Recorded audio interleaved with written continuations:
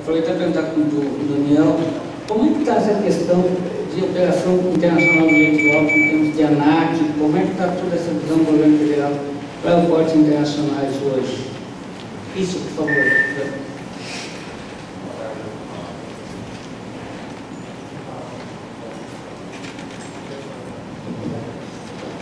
Boa tarde a todos.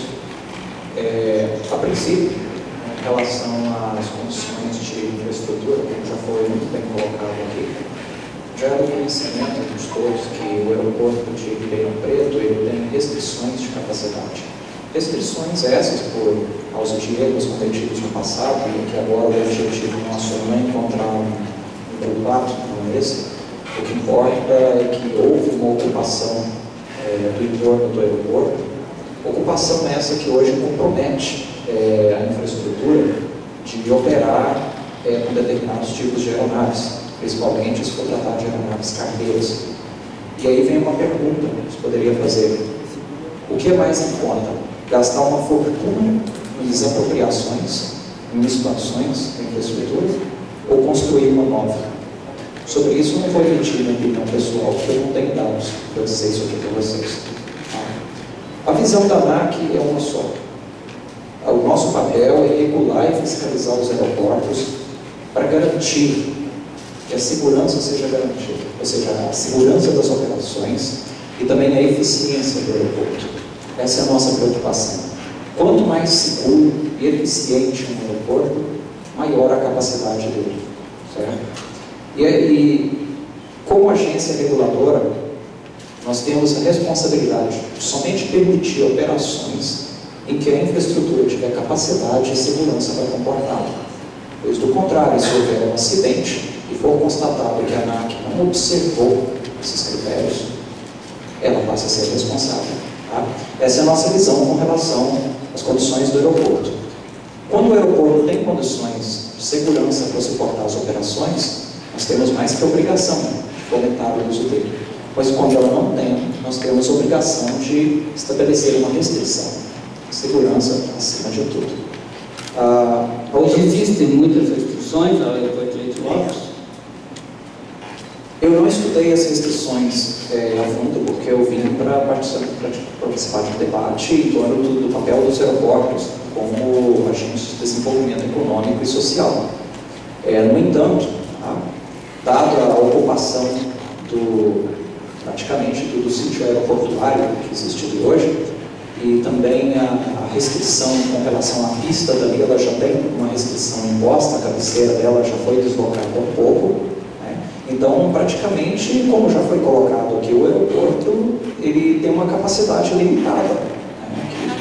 Que ele sobreviveria atendendo a cidade mais alguns anos, e a partir de um certo ponto, ele já não teria mais essa condição de atender, a menos que sejam resolvidos em casos como Ministério Público e outros entes ali, e sejam feitos investimentos para ampliar a capacidade dele. Né? Agora, como é que a ANAC hoje está trabalhando essa questão da aviação regional, dos investimentos no Brasil, em função inclusive dos eventos, do Copa do Mundo, Olimpíada? Como é que está a visão hoje da ANAC nesse sentido? Em princípio, a ANAC não trabalha na elaboração de políticas públicas do setor. Isso é uma competência do CONAC, do Conselho Nacional de Aviação Civil. O papel da ANAC, o que nós estamos fazendo, é trabalhando junto aos operadores de aeroportos para que eles possam implementar condições de maior segurança, maior eficiência dos aeroportos, de forma que eles possam ter melhorado e ampliado a capacidade deles de suportar um pouco mais de movimentos, para que a gente possa, digamos assim, ter um uso menos comprometido da infraestrutura.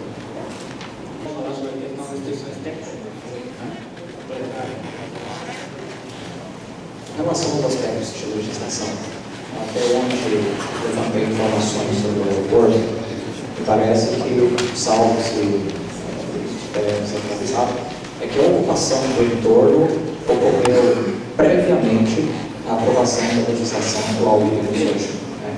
A maior parte da legislação ambiental que nós temos parte da Constituição de 88 para cá. Então, em que situação se prepara? Você tem hoje uma legislação ambiental rígida, no que tange as operações em relação ao ruído produzido. Temos também a legislação municipal com relação à ocupação, parcelamento do solo. Então hoje nós vivemos uma situação totalmente diferente. A legislação federal trata dos aspectos da segurança das operações, predominantemente, enquanto a legislação municipal e dos estados tratam dos assuntos ambientais. A ANAC, como uma entidade reguladora, quando vai aprovar um voo, ela tem que observar essas restrições da lei federal, que basicamente é a lei que nós aplicamos, mas nós também temos que observar as restrições ambientais que existem. Se houver uma restrição ambiental no aeroporto, dizendo, por exemplo, que não pode haver, por exemplo, ruído no intervalo de meia-noite às 6, por exemplo, a gente não tem competência, nem autoridade para passar por cima disso. A gente tem que seguir isso. Mas a situação que nós estamos discutindo aqui hoje envolve um problema que vai muito além do investimento, muito além da desapropriação, tudo. Tem a ver também com a gestão. Até agora eu não vi ninguém tocar nesse assunto aqui, isso é muito importante. Isso também está relacionado, ao certo ponto, aos aspectos legais. Hoje nós temos uma legislação de licitação que praticamente ingessa as empresas públicas, as autarquias, de ter agilidade nesse processo de desapropriações, esse processo de expansão de aeroportos. Vocês têm acompanhado aí pela mídia hoje quanto tempo a gente espera uma expansão de Viracopos, de Guarulhos, de outros aeroportos. E creio que aqui também a gestão atual do aeroporto, que é uma gestão estatal, pode, tá? Não estou garantindo, mas pode, dado o cenário que a gente vive, né? De licitações e uma série de outros engessamentos, encontrar dificuldades nessas expansões. Você acha que as PPPs ou mesmo um bloco privado pode ser uma solução? Pode sim. Pode, porque atualmente nós já temos, primeiro que o Código Brasileiro de Aeronáutica lá já regulamenta isso. No artigo 36 do Código Brasileiro de Aeronáutica já está previsto a concessão e a autorização de exploração de infraestrutura aeroportuária, e também porque em janeiro deste ano já foi aprovada uma lei federal, não tem o nome no número dela aqui agora, mas se procurarem no Google, é uma lei que regulamenta o sistema de viação nacional, que já prevê no parágrafo 2º do artigo 6º a possibilidade de estados repassarem ao setor privado aeroportos que eles têm, que eles exploram, outorgados mediante convênios com a União. Então hoje o que acontece? Nós já temos a situação dos aeroportos de São Paulo. Os aeroportos de São Paulo são nessa situação, mas os aeroportos de São Paulo é um caso em que o Estado firmou um convênio com a União. Esse convênio é um instrumento de outorga, que a União repassou ao Estado de São Paulo o direito de explorar esses aeroportos. Então, antes, nós não tínhamos uma lei regulamentando essa possibilidade do Estado transferir esse aeroporto. Por quê? Porque antes o Estado era o responsável, só ele que firmou uma outorga com a União para explorar esse aeroporto. Agora nós já temos uma lei regulamentando a possibilidade de o Estado transferir esse direito de exploração para o setor privado. Por quê? Eu tenho tempo limitado para responder essa pergunta, ou posso responder um pouquinho mais? Senhores, é uma questão muito complexa isso, porque é o seguinte, o setor privado ele tem uma postura, uma agilidade maior que não é comum na gestão estatal. Primeiro nos aspectos da construção do aeroporto em si, estou falando ali no caso de haver uma expansão, a dificuldade que está envolvida nisso tudo. Mas não só isso, eu quero chamar a atenção dos senhores para a gestão de um aeroporto. Hoje um dos maiores problemas que nós na ANAC vemos acontecer, que nós lidamos dentro da agência, é a eficiência da gestão de um aeroporto.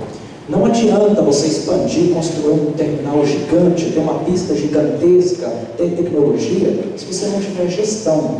Os aeroportos hoje caminham para ser geridos como se fossem grandes companhias. Eles precisam de uma gestão eficaz. Não é só aquela postura patrimonialista de alguém despachar, assinar papéis e responder chamados. É uma postura mesmo de correr atrás, gerir com mais eficiência. Vou citar um exemplo da internacionalização aqui, que é um bom exemplo disso. Se for mesmo construído um aeroporto internacional, A responsabilidade da sua internacionalização vai ser do operador do aeroporto. E o que esse operador vai fazer? A ANAC já adiantou e regulamentou o assunto. No site da agência, vocês podem procurar as resoluções deste ano, de 2011. A resolução 181, de janeiro de 2011, já estabelece tudo que o interessado deve atender para internacionalizar um aeroporto. O operador deve, primeiro, fazer uma gestão junto à Receita Federal, Polícia Federal, Anvisa e vigiado, principalmente esses que obrigatoriamente têm que atuar num aeroporto. Tá? E a partir daí ter a garantia destes entes que eles vão poder prestar os serviços dele naquele aeroporto. A partir daí, ele partir para a fase seguinte. Só uma intervenção, eu sei que o senhor não acompanhou tudo sobre a questão do aeroporto de Peitó. O DAESP, quando a internacionalização, ele já tomou essas providências junto a essa entidade, solicitar todas essas, para começar a discutir internacionalização? Eu não tenho conhecimento se há algum processo na ANAC referente a isso. Como eu não tenho condições aqui agora de consultar para te dar resposta, eu vou ficar te devendo. Tá? Bom, só concluindo. Então, só que o que acontece? Um operador de um aeroporto vai ter esses órgãos todos dentro do aeroporto, Receita, vigiado, tudo, mas ele não vai mandar nesse pessoal. Ele não tem competência de mandar neles. Então, ele vai ter que fazer o quê? Fazer uma gestão. Vai ser uma coisa mais um jogo de cintura, uma coisa, digamos assim, é difícil fazer isso. Hoje nos aeroportos nós vemos aí filas para passar pela Polícia Federal, Receita e tudo mais, e a gente percebe essa dificuldade. Então, a questão do financiamento, que está sendo ventilada aí também, ao lado dela também entra a importância da gestão privada também, porque o privado ele não tem amarras de cumprir requisitos do TCU, da lei de licitações e outras mais, e que facilita, e dessa forma eu creio que a coisa pode sair mais rápido. Tá? Sobre esses aspectos legislativos, esse é o meu ponto de vista. O Comando da Aeronáutica tem suas competências com relação ao tráfego aéreo, à infraestrutura aeronáutica. A capacidade de um aeroporto, hoje, é definida em conjunto pela ANAC, pelo Comaer. A ANAC avalia a parte praticamente de terra do aeroporto, usando o termo entre aspas. A ANAC faz um cálculo quanto à capacidade do terminal de passageiros, capacidade do pátio, capacidade da pista. Agora, quem determina a quantidade de movimentos por hora é o Comaer.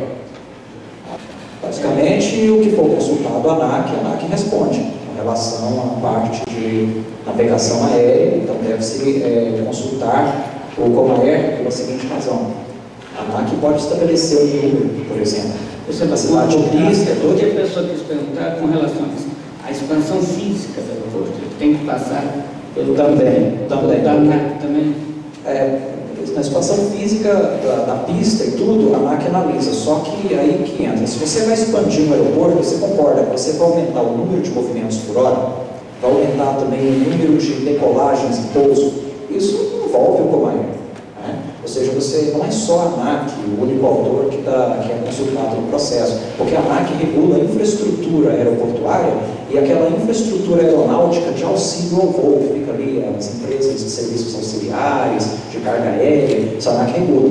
No entanto, o controle de tráfego aéreo, quem determina o número de movimentos por hora no aeroporto, é o Comaer, não o DCEA. Então, basicamente, não é só a ANAC que deve ser consultada quanto a essa possibilidade.